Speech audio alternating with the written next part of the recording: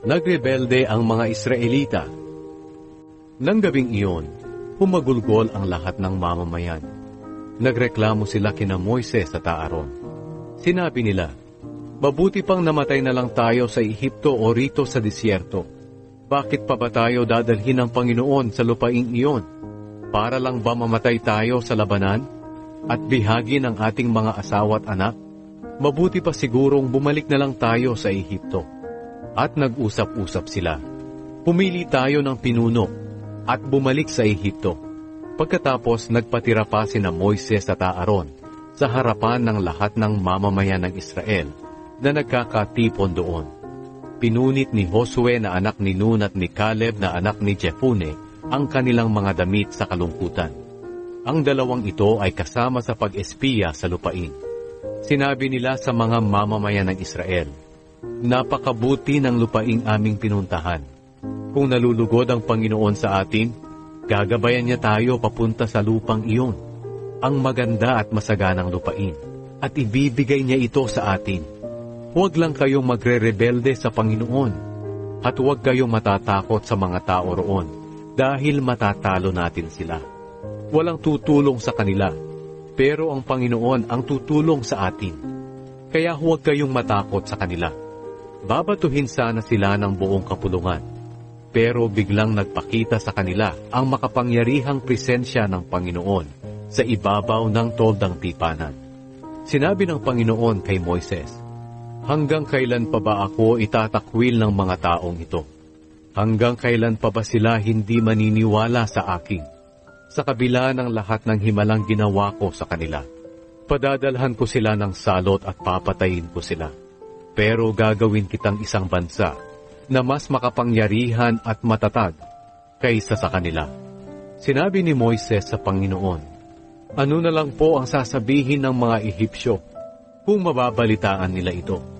Hindi ba't nalalaman nila na kinuha ninyo ang mga Israelita sa kanila sa pamamagitan ng inyong kapangyarihan? Kapag pinatay po ninyo ang inyong mamamayan, sasabihin nila ito sa mga naninirahan sa Kanaan. Narinig ng mga Kananeyo na kayo, Panginoon, ay sumasama sa mga Israelita at nagpapakita sa kanila sa pamamagitan ng ulap na gumagabay sa kanila. Pinangungunahan niyo sila kapag gabi sa pamamagitan ng apoy na parang haligi, at kapag araw sa pamamagitan ng ulap na parang haligi rin. Ngayon, kapag pinatay po ninyong lahat ang inyong mamamayan, sasabihin ng mga bansang nakarinig ng inyong katanyagan, hindi kayang dalhin ng Panginoon ang mga Israelita sa lupaing ipinangako niya sa kanila, kaya pinatay na lang niya sila sa disyerto. Kaya ngayon, O Panginoon, sana po ay ipakita ninyo ang inyong kapangyarihan, ayon sa inyong sinabi na mapagmahal kayo, at hindi madaling magalit, at mapagpatawad sa mga kasalanan ng tao. Pero pinarurusahan po ninyo ang mga nagkakasala, hanggang sa ikatlo at ikaapat na henerasyon. Ayon sa inyong dakilang pagmamahal, patawarin po ninyo ang mga kasalanan ng mga taong ito, gaya ng pagpapatawad ninyo sa kanila mula nang lumabas sila sa Ehipto."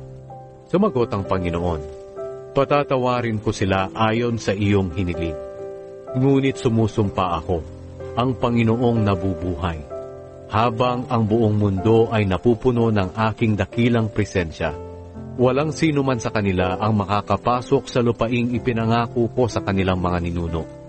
Dahil kahit nakita nila ang aking makapangyarihang presensya at ang mga himala na ginawa ko sa Ehipto at sa disyerto, palagi pa rin nila akong sinusubok at hindi sila sumusunod sa akin.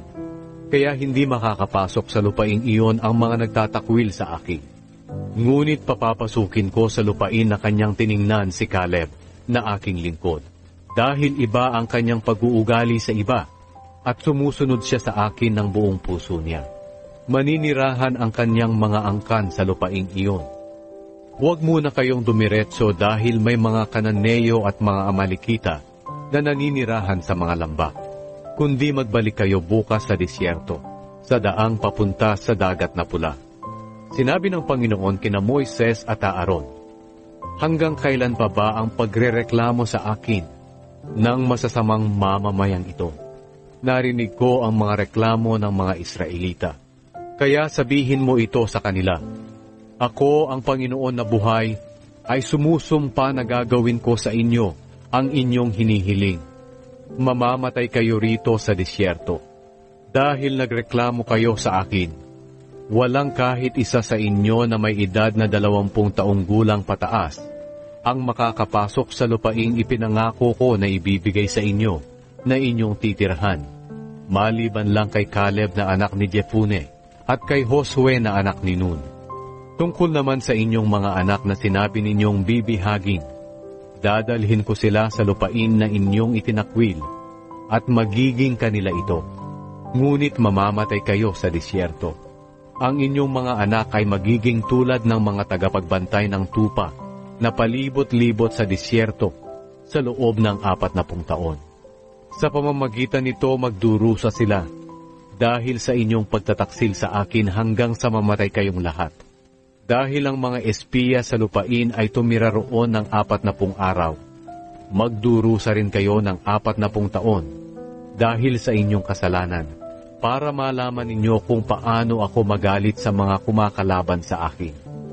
Ako ang Panginoon ang nagsasabi nito, at siguradong gagawin ko ang mga bagay na ito sa masasamang mamamayang ito na nagkaisang kumalaban sa akin. Mamamatay silang lahat sa disyerto. Ang mga taong inutusan ni Moises para sa pag-espiya na nagbalita ng masama tungkol sa lupain na siyang naging dahilan ng pagrereklamo ng mga Israelita ay namatay sa karamdaman sa presensya ng Panginoon. Sa 12 espiya, si Josue na anak ni Nun at si Caleb na anak ni Jepune lang ang hindi namatay.